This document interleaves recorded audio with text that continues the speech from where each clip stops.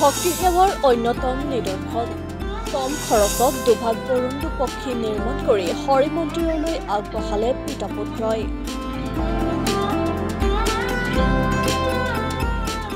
ভক্তি সেৱাৰ অন্যতম নিদৰ্শক হিচাপে জামুগুৰিহাটৰ মাজগাঁৱৰ হৰি মন্দিৰলৈ দুভাগ গৰুণ্ডু পক্ষীৰ মূৰ্তি নিৰ্মাণ কৰি আগবঢ়ালে চতিয়াৰ জয়সিদ্ধিৰ দুই পিতাপুত্ৰই। জয়সিদ্ধিৰ হোমেশ্বৰ শইকীয়া আৰু তেওঁৰ পুত্ৰ গৌতম শইকীয়াই যোৱা ছমাহজোৰা পৰিশ্ৰমৰ অন্তত অতি নিখুঁতভাৱে নিৰ্মাণ কৰা গৰুণ্ডু পক্ষী দুভাগ হৰি মন্দিৰ প্ৰাংগণৰ মূল বাটচৰাত স্থাপন কৰা হয়। মাজগাঁৱৰ এগৰাকী যুৱকে হৰি মন্দিৰলৈ আগবঢ়াই যোৱা এই গৰুণ্ডু পক্ষী দুভাগ অতিকৈ কম খৰচত নিৰ্মাণ কৰি হৰি মন্দিৰলৈ আগবঢ়োৱাৰ বাবে পিতা পুত্ৰ দুয়ো ভাস্কৰ্য শিল্পীক গাঁওবাসী ৰাইজে ধন্যবাদ জ্ঞাপন কৰে। হয়, নমস্কাৰ।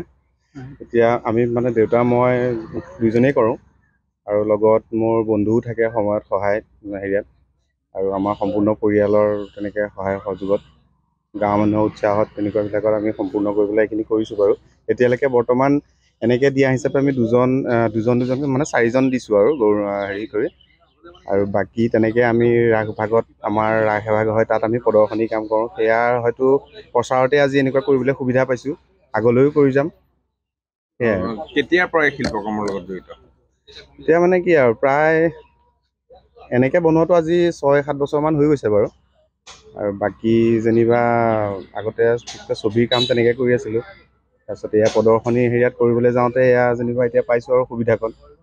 তাকে ধৰ্মীয় অনুষ্ঠানৰ লগত জড়িত তেনেকুৱা কামবিলাক মানে কৰিও ভাল লাগে, আৰু সম্পূৰ্ণ সহায় সহযোগ মানে দেউতাৰো পাওঁ, আমি দুইজনেই কৰোঁ।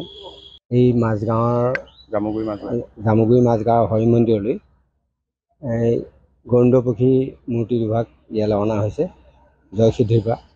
জয়সিদ্ধিৰ বাসিন্দাই মই শ্ৰী হোমেশ্বৰ শইকীয়া আৰু মোৰ ল'ৰা শ্ৰী গৌতম শইকীয়া, আৰু আমাক এই সুবিধাকণ দিলে দিব্যজ্যোতি বৰাই জামুগুৰিহাটৰ এই মাজগাঁৱৰ নামঘৰ হৰি মন্দিৰত দিবৰ কাৰণে মূৰ্তি দুভাগ আমি আজি 6 মাহ অন্তত আজি সম্পূৰ্ণ কৰি পেলাই এই হৰি মন্দিৰত আজি স্থাপন কৰিছোঁহি।